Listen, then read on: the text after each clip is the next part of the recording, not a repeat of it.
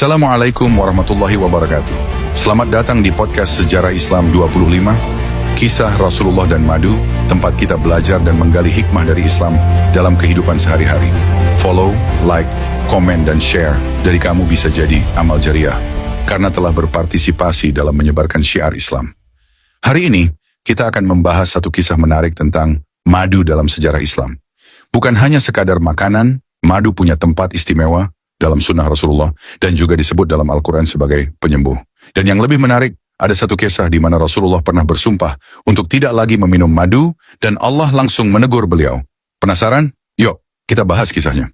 Jadi kisah ini terjadi di rumah salah seorang istri Rasulullah, yang menurut beberapa riwayat adalah Zainab binti Jahsy.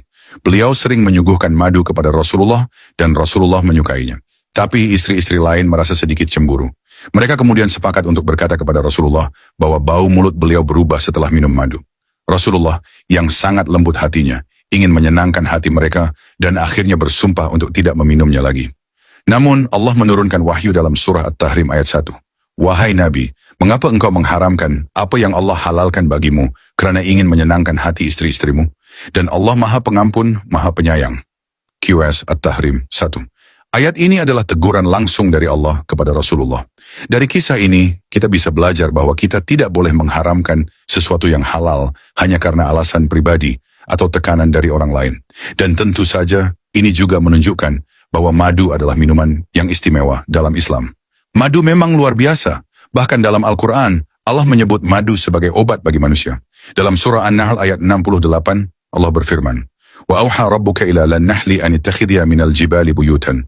ومن الشجر ومما يعرشون أرنم لك ثم كلها من كل للثمرة فاسلكي سبل ربك ذللا يخرج من بطونها شراب مختلف ألوانه فيه شفاء للناس إن في ذلك لآيات لقوم يتفكرون. Artinya, dan Tuhanmu mewahyukan kepada lebah, buatlah sarang di gunung-gunung, di pohon-pohon kayu, dan di tempat-tempat yang dibangun manusia.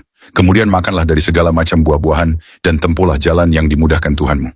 Dari perut lebah itu keluar minuman, madu, yang bermacam-macam warnanya, di dalamnya terdapat penyembuh bagi manusia. Sungguh pada yang demikian itu benar-benar terdapat tanda kebesaran Allah bagi orang-orang yang berpikir. Surah An-Nahl 68-69. Selain dalam Al-Quran, Rasulullah juga bersabda tentang keutamaan madu dalam pengobatan. Qala an-nabiyyu asy-syifa'u fi thalatha, syarbati asalin wa syartati mihjamin wa kayyati nar, wa ana anha ummati 'anil kayy. Rawahul Bukhari. Kesembuhan itu ada dalam 3 hal, sayatan alat bekam, minuman madu, dan pembakaran dengan api kayu panas. Tetapi aku melarang umatku melakukan pembakaran. Hadis riwayat Bukhari. Dari ayat dan hadis tadi, kita bisa melihat bahwa madu bukan hanya makanan biasa, tapi juga obat alami yang dianjurkan oleh Islam. Rasulullah sendiri mengajarkan kita untuk mengonsumsinya di pagi hari sebelum makan. Ngomong soal madu, saya sendiri rutin minum madu multiflora super setiap pagi. Kenapa? Karena madu ini berasal dari berbagai jenis bunga alami, kaya akan enzim, dan manfaatnya luar biasa. Selain meniru kebiasaan Rasulullah, saya juga merasakan sendiri efeknya. Badan lebih segar, imun lebih kuat, dan rasanya alami banget. Kalau teman-teman ingin menjalankan sunnah ini, coba deh konsumsi madu secara rutin.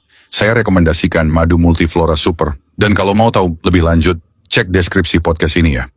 Jadi dari kisah hari ini kita belajar bahwa madu adalah makanan sunnah yang luar biasa manfaatnya. Bahkan Rasulullah sendiri sangat menyukainya. Dan tentu saja ini adalah salah satu bentuk ikhtiar kita untuk menjaga kesehatan dengan cara yang diajarkan Islam. Terima kasih sudah mendengarkan podcast ini. Jangan lupa share ke teman-teman supaya lebih banyak orang tahu tentang manfaat madu dalam Islam. Dan kalau kalian ingin coba madu multiflora super, cek di keranjang kuning ya. Sampai jumpa di episode berikutnya.